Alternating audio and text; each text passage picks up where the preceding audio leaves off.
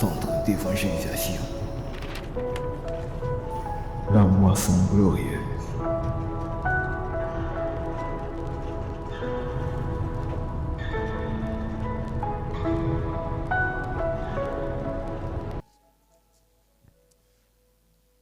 Alors, nous commençons donc ce mois de septembre un nouveau thème. Et ce thème de ce mois de septembre, c'est un thème. C'est un thème qui appelle la foi. Un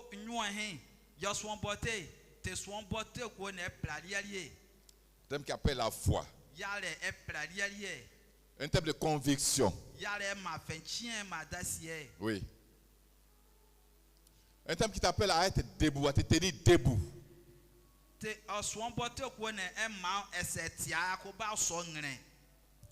Le thème c'est jette ton filet, tu amasseras. Jette ton filet, tu amasseras. Alléluia. Alléluia.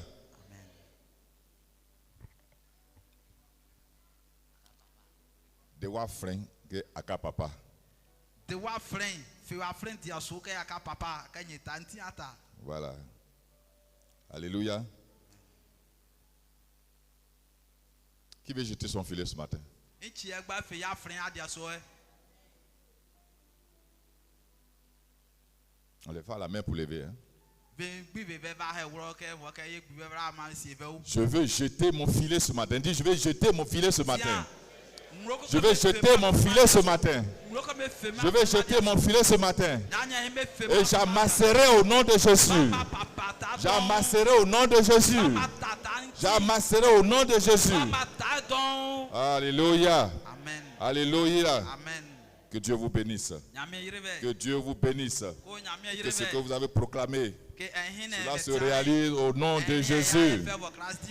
Bien aimés, lisons le livre de Jean dans le chapitre 21, versets 4 à 6. La Bible dit,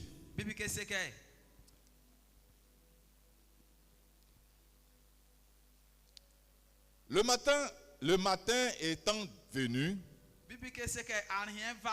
Jésus se trouva sur le rivage.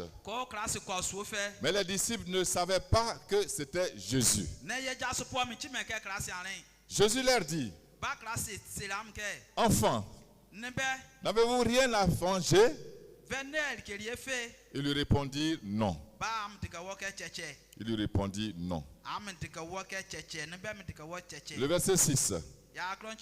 Il leur dit, jetez le filet du côté droit de la barque et vous trouverez.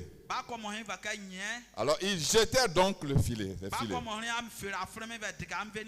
et ne pouvaient plus le retirer à cause de la grande quantité de poissons. Dis Amen. Dis Amen. C'est ça qui va t'arriver. C'est ça qui va t'arriver. Je dis c'est ça qui va t'arriver. Si tu jettes ton filet à l'endroit où il faut, si tu mets ton pied à l'endroit où il faut, si tu as une adoration à la gloire de Dieu, je te le déclare, c'est ce qui va t'arriver au nom de Jésus-Christ.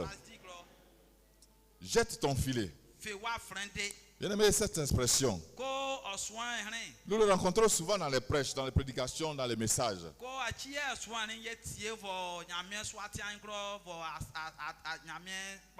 Mais est-ce qu'on sait vraiment ce que ça veut dire? Dans un message donné, un pasteur, un homme de Dieu emploie ce thème. Il emploie ce thème. Et il parle en faisant allusion à une action de foi. Une action de foi. Une action de conviction. C'est une référence biblique. On vient de le lire. Ce n'est pas tiré au hasard. Ce n'est pas qu'on te dit d'aller fabriquer un filet puis après aller jeter dans l'eau. Non. C'est une expression très profonde qui attire la foi. Alléluia. La régie, il faut diminuer un peu mon... Il y a trop d'écho, il y a trop de bruit au fond. Donc, une action de foi. Je disais, c'est une référence biblique, ce n'est pas un hasard. C'est tiré de livre de Jean. Que ce qu'on vient de lire tout à l'heure. Où Jésus-Christ, notre Seigneur, notre Roi, il dit à ses disciples qui ont déjà passé une nuit sèche, une nuit infructueuse à pécher. Donc fatigué. Une nuit de pêche infructueuse. Et toute la nuit, ils sont épuisés. Donc Jésus, il leur dit à nouveau de jeter leur filet. Mais il précise du côté droit. Du côté droit. Je suis sûr que ce côté droit dont Jésus parle, le filet a été jeté déjà là-bas. Oui. Oui. Jésus dit encore de jeter leur filet du côté droit de la barque. Côté droit de la barque. L'objectif c'est quoi? C'est de recommencer le même exercice de pêche.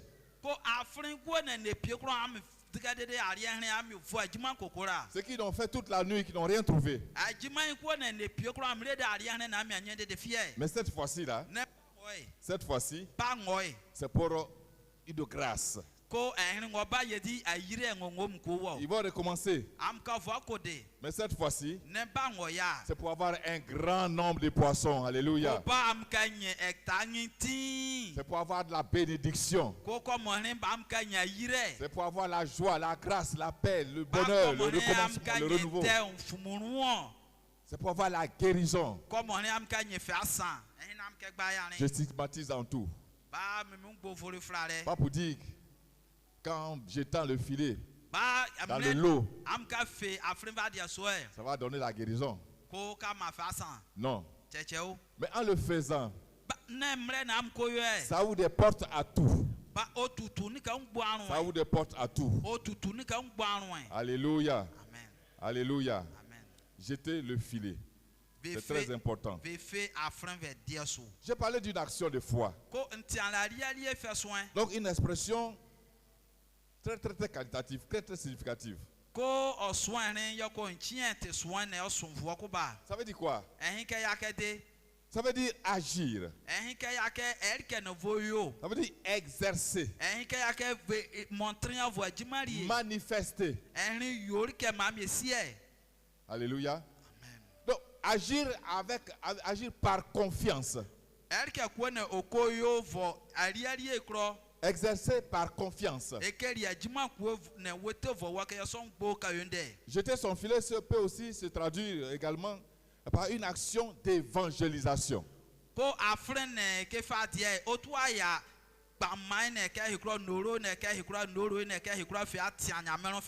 Une action d'évangélisation. C'est-à-dire évangéliser en allant faire de toutes les nations des disciples, comme le dit Matthieu 28-19.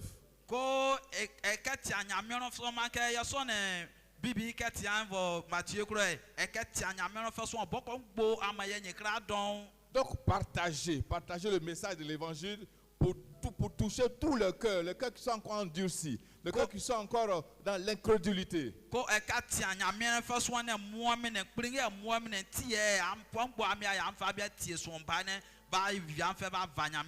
Mais c'est un appel à agir. C'est un appel à se lever, à être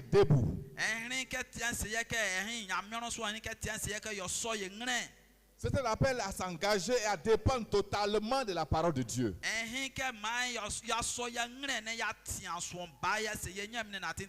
C'est pas c'est pas en vain, mais c'est pour avoir des grâces, c'est pour avoir des résultats inattendus, c'est pour avoir des résultats extraordinaires, c'est pour avoir des résultats surnaturels.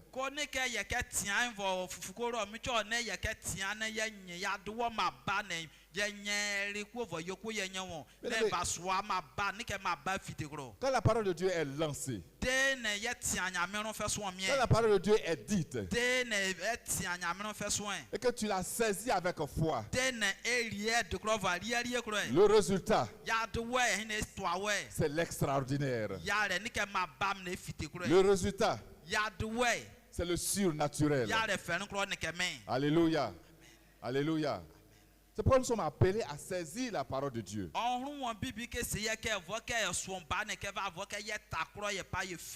Nous sommes appelés à manifester notre foi à chaque fois qu'une parole de Dieu est lancée.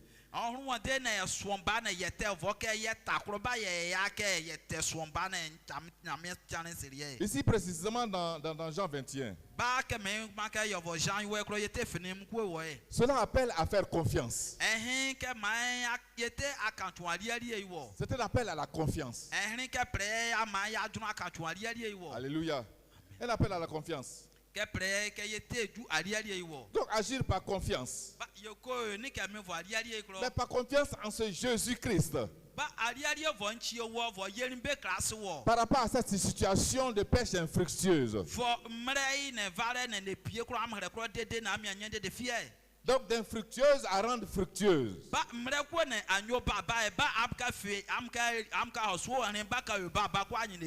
Mais pour y arriver, il aura fallu suivre les instructions de Jésus-Christ.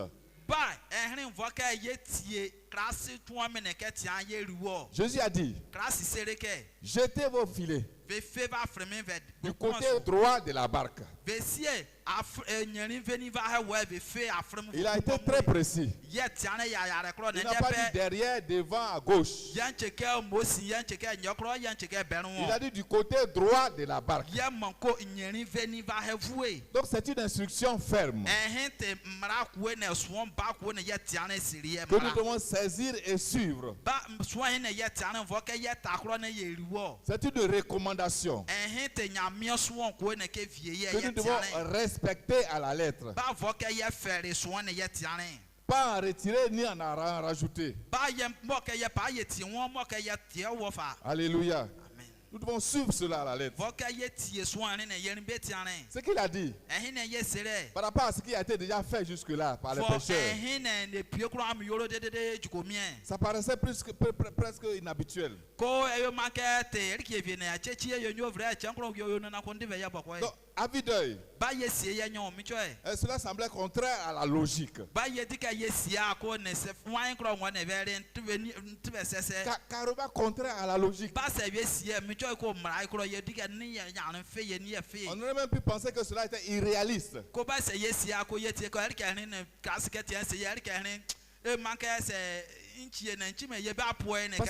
que comment comprendre? Comment comprendre que des gens qui ont péché toute une nuit, ils ont fourni des efforts, autant d'efforts, toute la nuit, péché jusqu'à l'aube, ils n'ont rien eu. Dans le même périmètre là, ils ont péché, ils n'ont rien eu.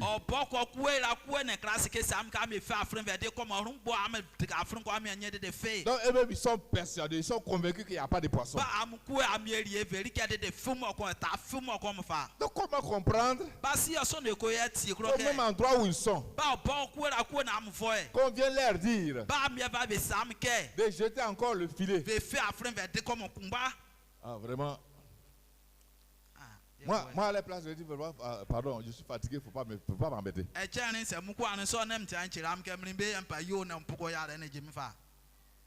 Si c'était quelqu'un d'autre qui venait me dire ça, j'allais vraiment pardon, faut pas me fatiguer. Faut pas me fatiguer parce que moi je suis fatigué même au-delà de la fatigue. Alléluia. Alléluia. comment comprendre ça? Si ya so na we tie so an nkro. Comment comprendre ça? Si ya so na we na tie so an nkro. Épuisé, affaibli, plus de morale, ils ont plus de morale même humaine. Ils calculaient même comment ils allaient rentrer. Par quelle manière rentrer? Qu'est-ce que comment dit quoi? Pêcher toute la nuit, rien. Rien. On vient leur dire de jeter encore le filet. C'est-à-dire encore, dans les pensées, pour de recommencer la fatigue. Difficile à comprendre. Difficile à comprendre. Que c'est pour réaliser une action bénéfique et abondante.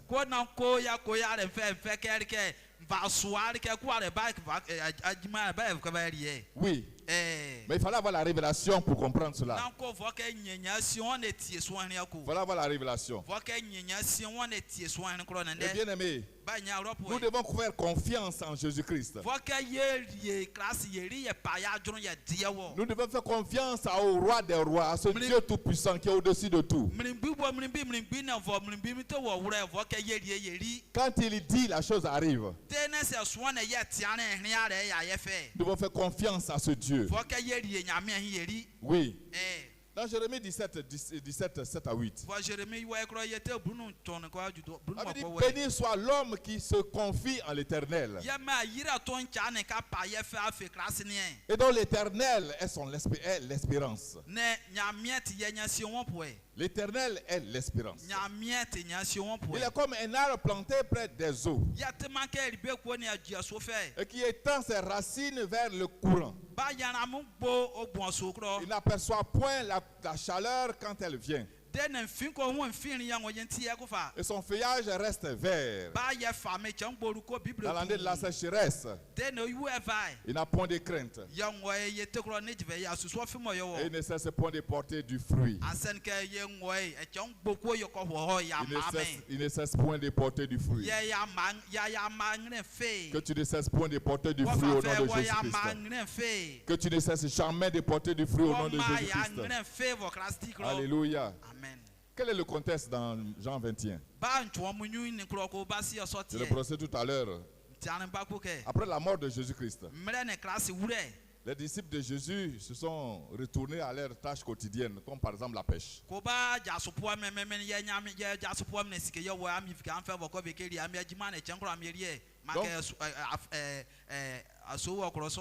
Donc, les disciples comme Pierre, par exemple, cette nuit-là, ils sont allés pêcher. Donc, ils n'ont rien eu. Ils n'ont rien eu. Toute la nuit. Ils pêchent et ils n'attrapent rien. Et puis, il se trouve qu'à l'aube, au moment où ils sont fatigués, ils veulent rentrer.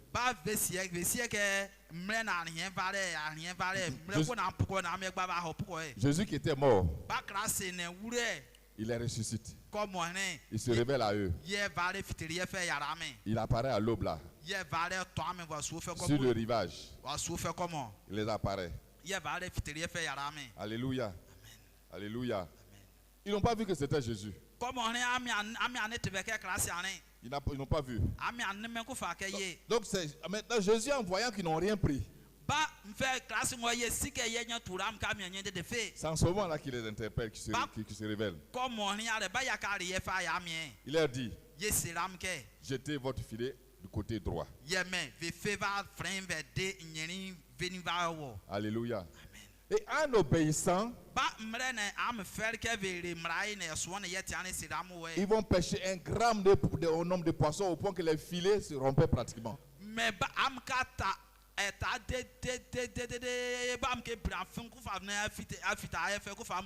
C'est pourquoi je déclare dans ta vie que tu sèmeras. Tu sèmeras. Tu sèmeras. Et tu récolteras au nom de Jésus-Christ. Je dis bien, tu sèmeras. Et tu récolteras au nom de Jésus-Christ. Mais au vu de cette circonstance heureuse, il y a deux leçons à tirer. Deux leçons. La confiance et l'obéissance. Deux leçons à tirer. Donc, comme je le dis, la leçon de la confiance et la leçon de l'obéissance. En ce sens qu'il faut faire confiance en Christ et faire obéir à Christ. Donc d'abord, la confiance. Sur le plan spirituel, la confiance est une vertu essentielle dans notre adoration à Dieu.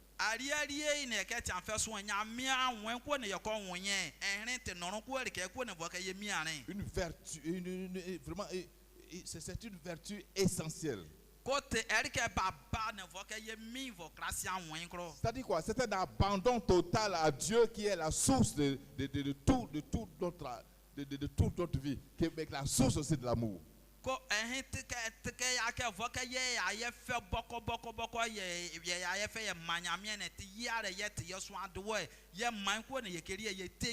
La source de l'amour. Et lequel amour est lié à la confiance.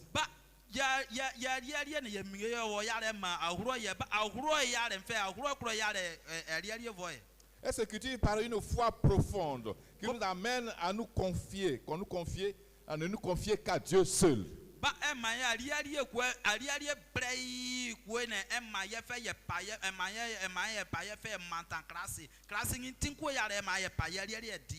Oui, parce qu'en ce moment, c'est Dieu.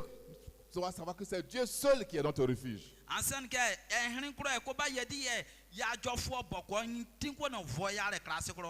La confiance en Dieu demande la dépossession, une dépossession de soi.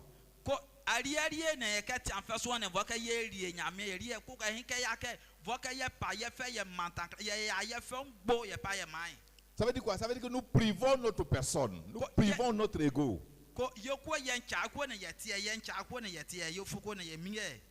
Nous privons notre personne. En nous écartant complètement pour laisser toute la place et nous laisser conduire par son esprit.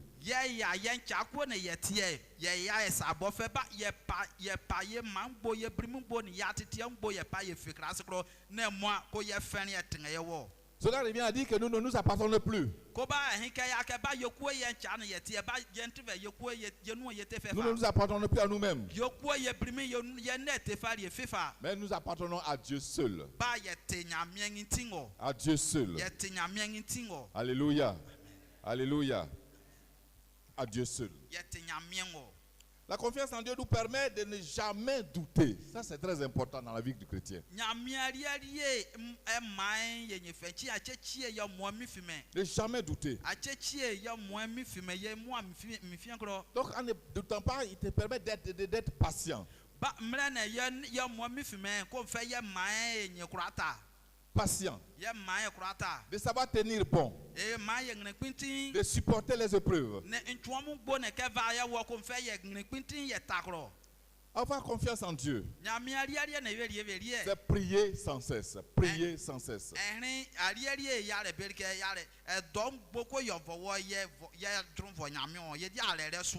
quelles que soient les circonstances, il va y avoir des difficultés dans ta vie. Il va y avoir des problèmes dans ta vie. À tous les niveaux de ta vie. Il peut y avoir des situations difficiles. Mais la confiance en Dieu te demande, quel que soit le problème, quelle que soit la lourdeur du problème, prie sans cesse.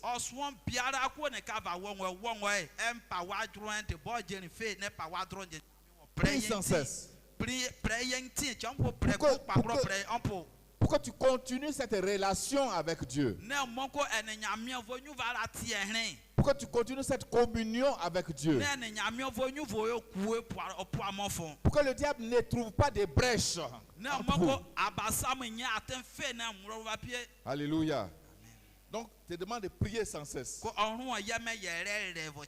Quelles que soient les circonstances. En faisant cela, en faisant entièrement confiance. C'est-à-dire en se remettant encore tout son sort à l'Éternel. Mais on a assuré de trouver des solutions et d'avoir la victoire sur tout.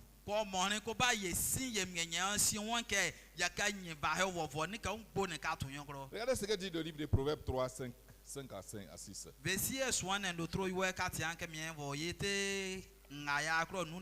Il dit, confie-toi en l'Éternel de tout ton cœur. Et ne t'appuie pas sur ta sagesse. Reconnais-le dans toutes tes voies. Et il aplanira tes sentiers. Celui qui va aplanir tes sentiers. Celui qui va disposer ta vie. Celui qui va te donner les conseils nécessaires. Parce que bien aimé, il y a des conseils qui ne sont pas nécessaires, qui ne sont pas appropriés. Alléluia. Deuxièmement, l'obéissance. La leçon d'obéissance. Pour le chrétien, l'obéissance à Dieu est un choix libre.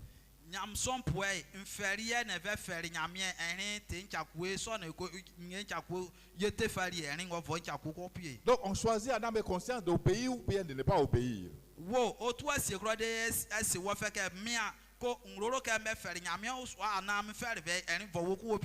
Mais Dieu lui te demande d'obéir.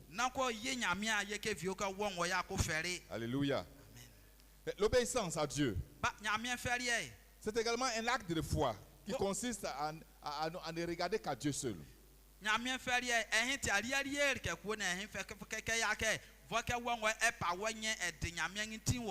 Et en regardant à lui seul, tu ne comptes que sur lui seul. C'est pas par contrainte, mais par amour et par révérence. Par amour et par révérence. C'est-à-dire par reconnaissance à sa grandeur, à sa magnificence, à sa seigneurie.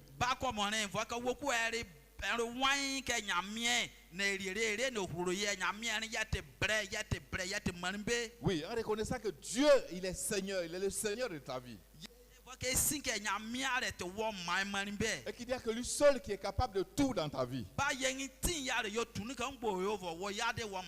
Cette obéissance qui va jusqu'à toucher les actions. Cette obéissance qui va jusqu'à toucher les pensées, les attitudes au plus profond de nous.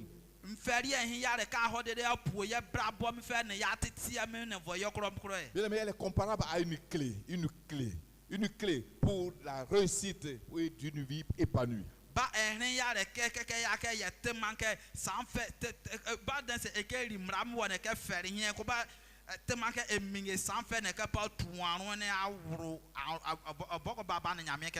Une clé. Alléluia. Et bien sûr, c'est le fruit de cet épanouissement. Bien aimé, c'est la paix, c'est la joie, c'est la liberté, c'est le réconfort, c'est la bénédiction, et c'est la direction divine. Dis-moi amen. La direction divine. Où Dieu lui-même t'oriente dans toutes les voies. Alléluia. Dieu lui-même t'oriente dans toutes les voies. Ou là où les gens se perdent. Ou là où les gens s'égarent. Là où il y a l'obscurité pour les uns. Dieu te donne la lumière et il te guide au nom de Jésus-Christ. Voilà. Voilà. En obéissant en toute liberté, nous nous sacrifions à la foi. Par contre, en désobéissant, nous nous sacrifions à la malédiction. Alléluia. C'est pourquoi on te dira, t'as vu quelqu'un dira, t'as vu que toi tu es maudit. Quand il te regarde, ta vie n'impacte pas. Ta vie ne dit à personne. Ta vie n'a pas de résultats. Alléluia. Alléluia. Alléluia. Il faut se livrer. Il faut se sacrifier à la foi. Sacrifier à la foi. Ça veut dire avoir foi en la parole de Dieu. Avoir foi en sa promesse pour nous. Alléluia. Oh, le son est mauvais. Alléluia. Le premier homme qui est Adam. Le premier homme qui est Adam. Il a inauguré la désobéissance. Tandis que Jésus-Christ a montré l'obéissance parfaite. C'est pourquoi on nous demande de suivre l'exemple de Jésus-Christ qui a obéi parfaitement.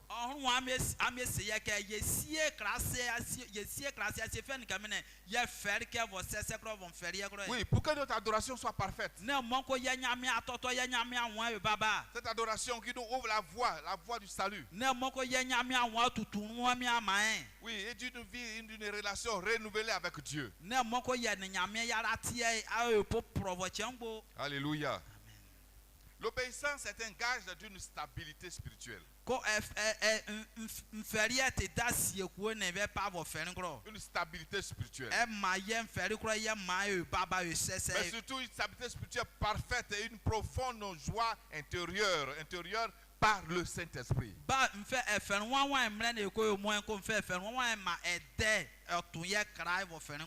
L'obéissance nous rapproche chaque jour davantage de l'Éternel notre Dieu.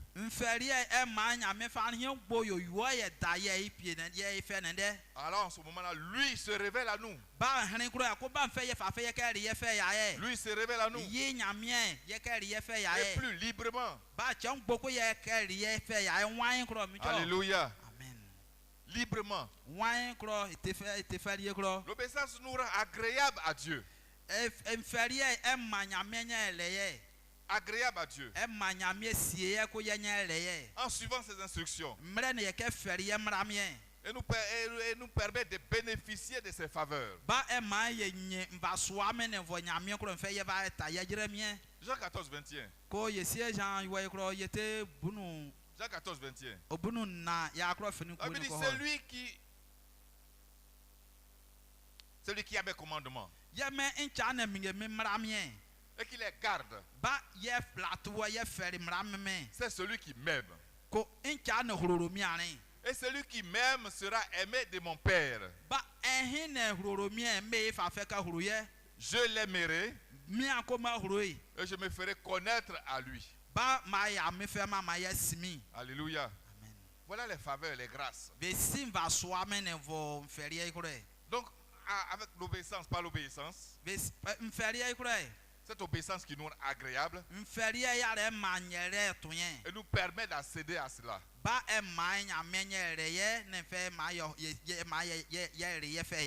Alléluia. L'obéissance nous permet d'avoir l'inspiration divine. L'obéissance, je le répète, nous donne l'inspiration divine.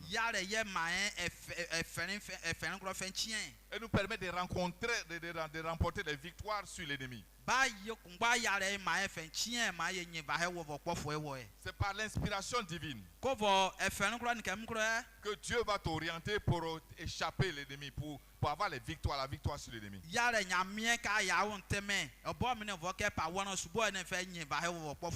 Alléluia. L'obéissance, elle nous protège du péché et ses conséquences malheureuses, désastreuses. Elle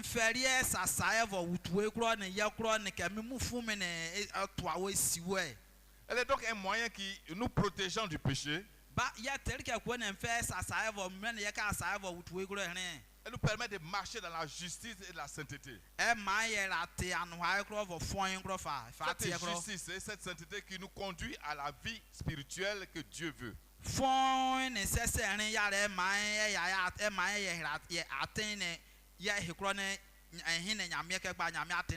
Nous avons besoin de marcher sur la voie, sur une voie que Dieu veut.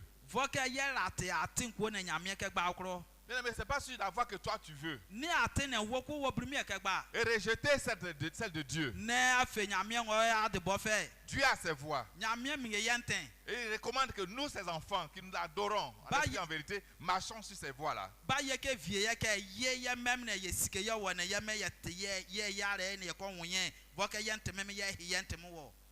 L'obéissance qui nous fait ressembler de plus en plus à Christ. À travers le fruit de l'esprit. Cette obéissance, ça nous permet d'entrer dans notre destinée. Dans notre destinée et de vivre ce que Dieu a. Ce à quoi Dieu nous a appelés.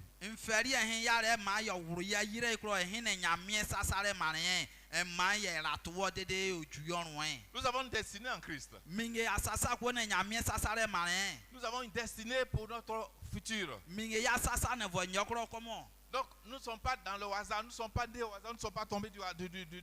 Nous ne sommes pas le fruit du hasard. Nous avons une destinée. Dieu a quelque chose pour nous. Et chacun de nous doit rentrer dans sa destinée.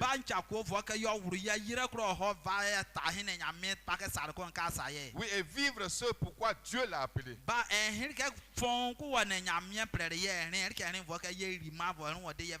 Oui, chacun a une destinée. Quelles que soient les difficultés, tu peux traverser les moments difficiles. Au moment où quelquefois même tu vas te dire que ta vie n'a plus de sens. Il n'y a plus de résultats dans ta vie. Il n'y a plus de solution dans ta vie. Tu as tout fait. Immédiatement tu te vois incapable, tu te vois vraiment inutile.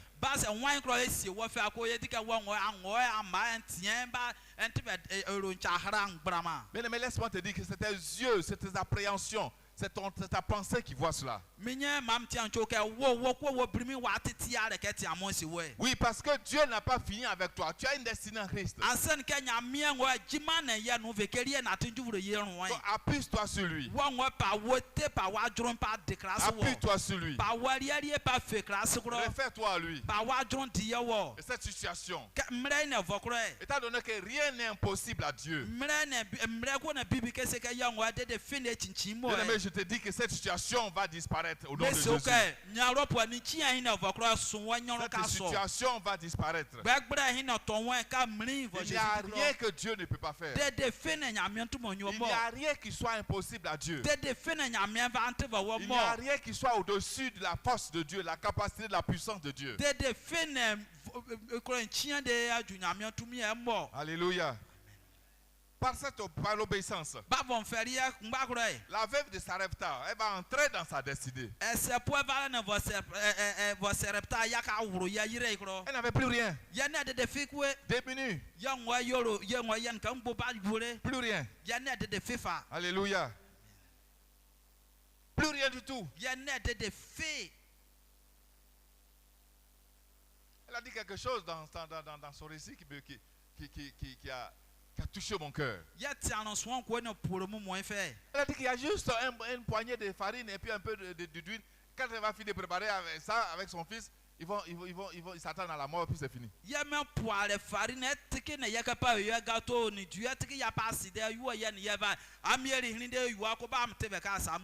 Mais dans 1 Roi 17,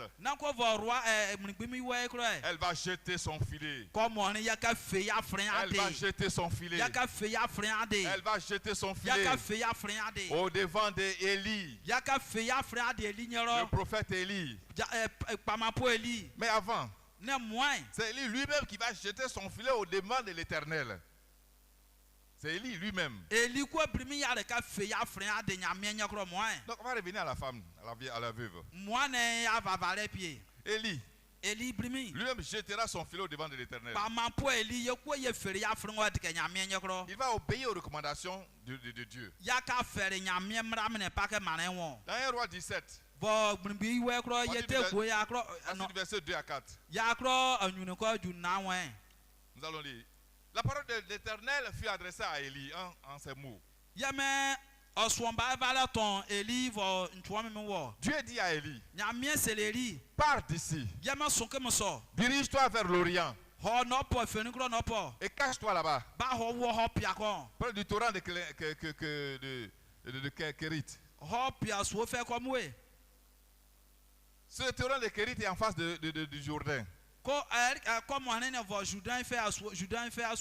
Dieu va lui dire, tu vas boire de cette eau du torrent. Et moi Dieu, j'ai ordonné à des corbeaux qui vont venir te nourrir. Des corbeaux. Alléluia. Dieu te bénisse. Je vais ordonner à des corbeaux pour venir te nourrir.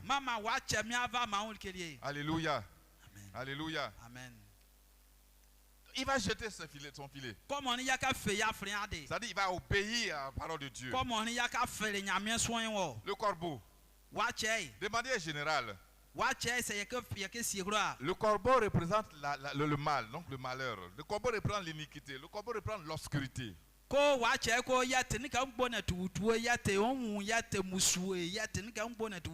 il est adversaire de la lumière de justice. Le corbeau, il est le symbole de la corruption et de la confusion. Son lieu de prédilection, c'est les cimetières, c'est les tombeaux. Tout ce qui est lugubre, tout ce qui fait peur. Voilà, c'est ça.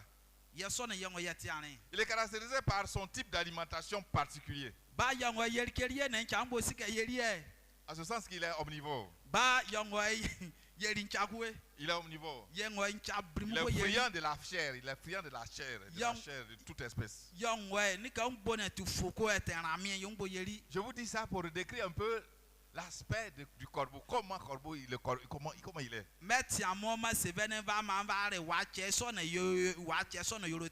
Et c'est ce type d'espèce-là. C'est cet animal-là, cet oiseau-là, cet oiseau lugubre-là. Dieu va dire à Élie, va, moi je vais envoyer cet oiseau-là venir te nourrir.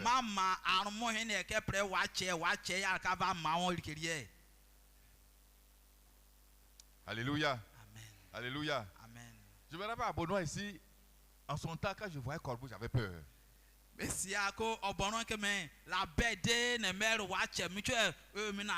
Parce qu'on m'a dit, parce qu'il dort sur le cimetière, il dort avec les cadavres.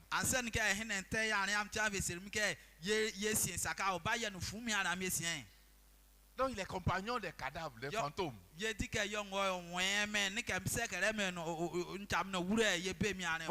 Voilà ce que j'avais à l'esprit. Donc ça là, c'est lui qui va venir nourrir Élie. Donc, dans le verset 5 à 7, Élie partit. Et il fit selon ce que la parole de Dieu lui a dit. Donc, il alla s'établir au torrent de Kérit. Alléluia. Le verset 6. Les corbeaux lui apportaient du pain et de la viande le matin. Corbeau, il aime viande. Toujours. Du pain. Et de la viande le matin. Du pain. Et de la viande le soir. Et il buvait de l'eau du torrent.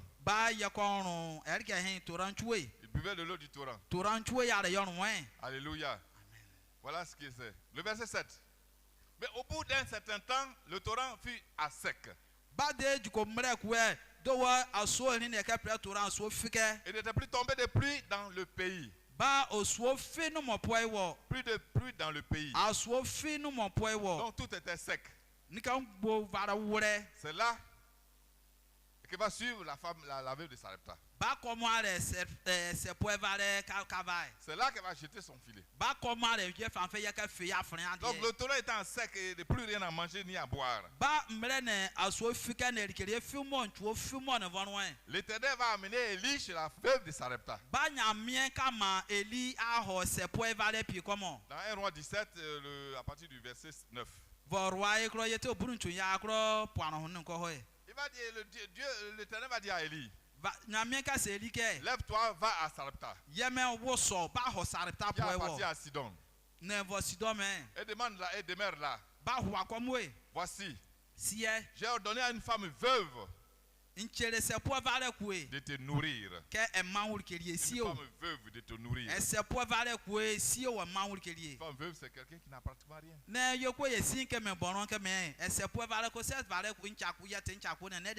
C'est vrai, il y a des veuves qui ont bénéficié des grandes choses de leur mari, tout ça. Le mari a tout disposé. Mais aujourd'hui, veuve à Bonois ici, là, tu sors 0 pointé. Et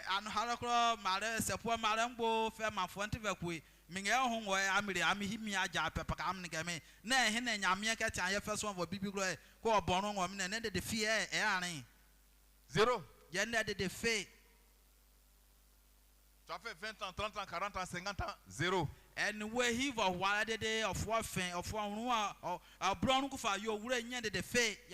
Élie est parti. La veuve, elle accueille. Malgré son extrême pauvreté,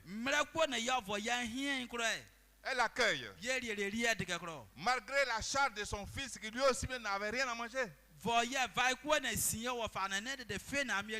Elle accueille pour partager ses dernières ressources.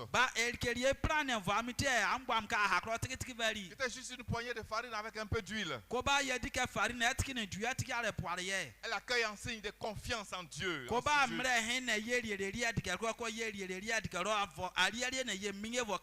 Elle accueille en signe de confiance à la parole de Dieu. Cela tout en croyant qu'Élie était sans doute, sans nul doute, un envoyé de Christ, un envoyé de Dieu.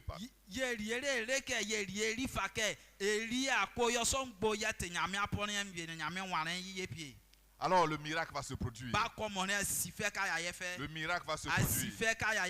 Le miracle va se produire. Elle va amasser.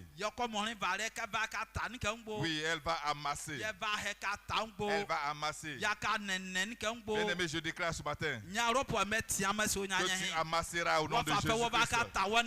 Tu amasseras au nom de Jésus-Christ. Tu amasseras au nom de Jésus-Christ. Lorsqu'elle a préparé ce que Dieu a dit. Sa réserve de farine et d'huile ne s'épuisait plus jamais. Ça ne s'épuisait plus. 1 Roi 17, 15. La Bible dit, elle alla. Elle fit selon la parole d'Élie. Et longtemps. Pendant longtemps, elle eut de quoi manger. Et sa famille, et à sa famille aussi bien que Élie. Alléluia. Amen. La farine qui était dans le pot ne manqua point.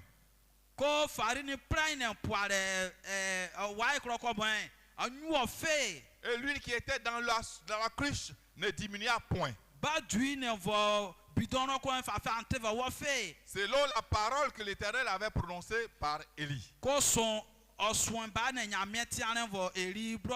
Elle a jeté son filet. Et la provision n'a point manqué. La provision n'a point manqué. C'est pourquoi je déclare que tes réserves ne s'épuiseront jamais au nom de Jésus-Christ. Tes réserves ne s'épuiseront jamais au nom de Jésus-Christ. Oui. que le manque ne sera jamais ton partage au nom de Jésus-Christ. Je dis que le manque ne sera pas ton partage au nom de Jésus-Christ. Que du premier du mois jusqu'à la fin du mois, tu seras rassasié au nom de Jésus-Christ. Jésus fera que tu seras rassasié au nom de Jésus-Christ. Parce que tu auras jeté ton filet. Parce que tu auras jeté ton filet au bon endroit. Parce que tu auras écouté la parole de Dieu. Et que tu auras bien en exécution. Et que tu auras accepté cette parole. Et que tu auras exercé ta foi. Alléluia. Amen. Tu bénéficieras des meilleures ressources de la ville au nom de Jésus-Christ. Tu n'auras jamais faim. Tu n'auras jamais faim. Je dis tu n'auras jamais faim. Parce que tu as jeté tes filets au bon endroit. Dieu pourvoira tous tes besoins. Tu seras comblé au nom de Jésus-Christ. Tu seras comblé au nom de Jésus-Christ. La Bible dit qu'elle vit selon la parole d'Élie. Et sur cette parole, elle s'assurera toute substance. Elle s'assurera autant de toute substance pour sa maison, pour lui aussi, pour son enfant. Alléluia. Alléluia. Elle a jeté son filet. Elle a jeté son filet. Bien-aimé, je ne sais pas ce qu'est ta vie. Je ne connais pas ta vie. Je ne sais pas non plus la situation que tu traverses en ce moment. Je ne sais pas cette situation. Je ne connais pas ce que tu traverses. Je ne connais pas la difficulté que tu vis. Oui, je ne connais pas. Une situation de maladie. Dieu est capable de guérir cette maladie. Une situation de maladie. Je dis que Dieu est capable de guérir cette maladie. Une situation de mariage. Je dis que Dieu est capable de te donner un mari. Dieu est capable de te donner une femme. Une situation de problème dans le foyer. Dieu est capable de régler ce problème dans le foyer. Une situation de problème dans ton travail. Dieu est capable de régler ce problème dans le travail. Y a-t-il un problème dans ta famille? De l'adoration. Dieu est capable de régler cela au nom de Jésus-Christ. Dieu est capable de te retirer de ces adorations. Dieu est capable de te retirer de ces choses-là. Un problème de chômage. Tu n'as pas de travail. Dieu est capable de te donner le travail au nom de Jésus-Christ. Alléluia. Ce matin, l'Éternel te dit, lève-toi. Lève-toi, prends courage, aie confiance, jette ton filet, je dis jette ton filet, obéis à la parole, obéis à la voix de Dieu, obéis à la voix de Dieu qui te parle. Oui, jette ton filet, jette ton filet, décide-toi et Dieu te conduira. Décide-toi et Dieu te comblera.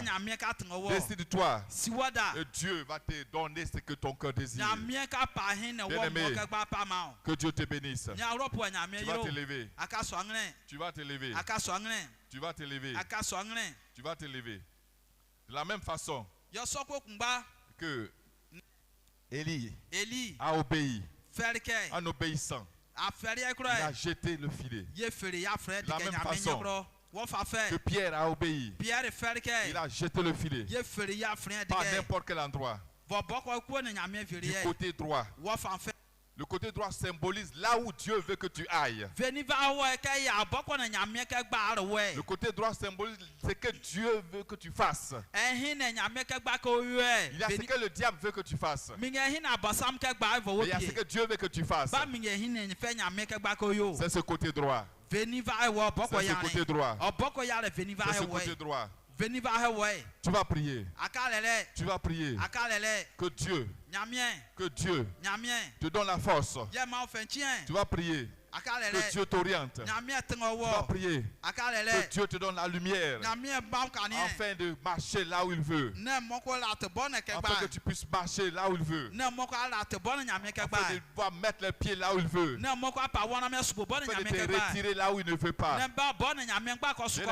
Prie, prie, prie, prie. Prie. Prie.